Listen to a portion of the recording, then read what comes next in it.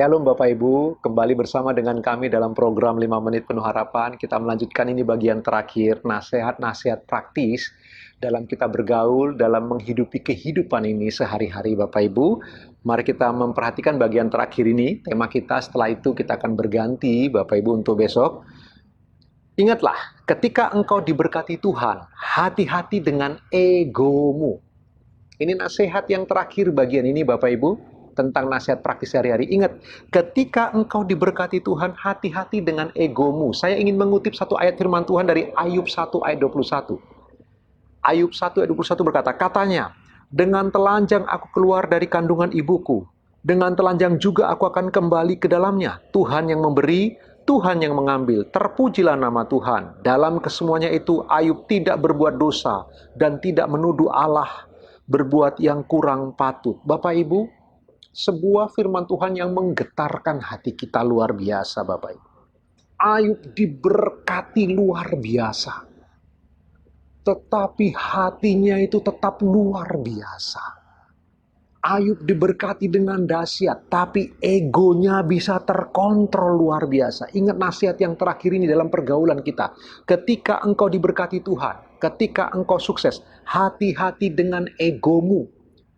Ketika Ayub diberkati dengan gelimang harta yang luar biasa, dengan anak-anak yang hebat dan luar biasa, Bapak Ibu yang dikasihi oleh Tuhan, dengan ternak yang hebat, dengan semua kekayaan yang diimpikan oleh orang-orang di zaman itu, Bapak Ibu yang dikasihi Tuhan. Tapi ego Ayub tetap terkontrol.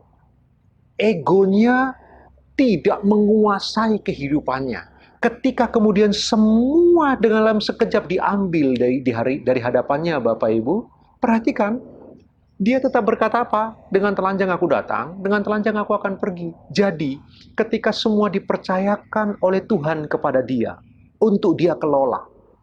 Bapak Ibu, ini penting. Bagi Ayub, dia adalah pengelola, stewardship.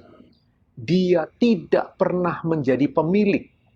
Bagi dia, Bapak Ibu, semua yang ada padanya harus dia kelola dengan penuh tanggung jawab. Jika Ayub merubah itu menjadi sebuah kepemilikan bagi dirinya, pasti Ayub akan mengalami kepahitan yang luar biasa, pasti Ayub akan mengalami kehancuran yang luar biasa. Tetapi karena dia tahu bahwa dia hanyalah pengelola, egonya itu Bapak Ibu tidak berubah. Karena dia tahu dia hanya pengelola, ketika semua itu diambil, dia tidak rusak dibuatnya. Kenapa? Karena semua itu tidak mencuri hatinya Bapak Ibu yang dikasihi oleh Tuhan. Ayo kita merenungkan bagian ini bersama-sama. Dalam pergaulan kita, dalam hidup keseharian kita, ketika kita diberkati oleh Tuhan, ketika kita menjadi sukses, hati-hati dengan ego kita.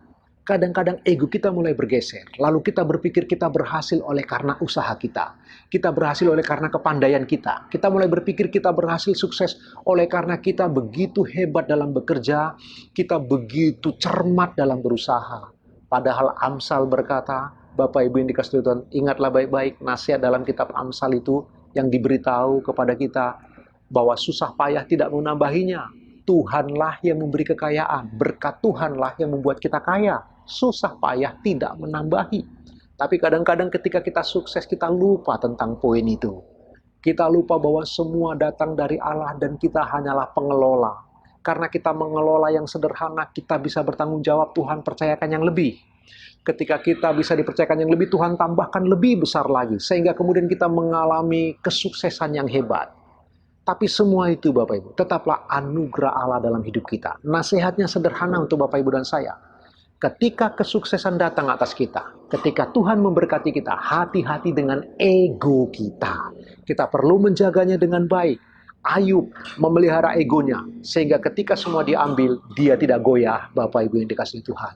Karena egonya dia jaga. Renungkan kebenaran firman Tuhan sepanjang hari ini sambil kita beraktivitas Bapak Ibu. Tuhan Yesus memberkati Bapak Ibu.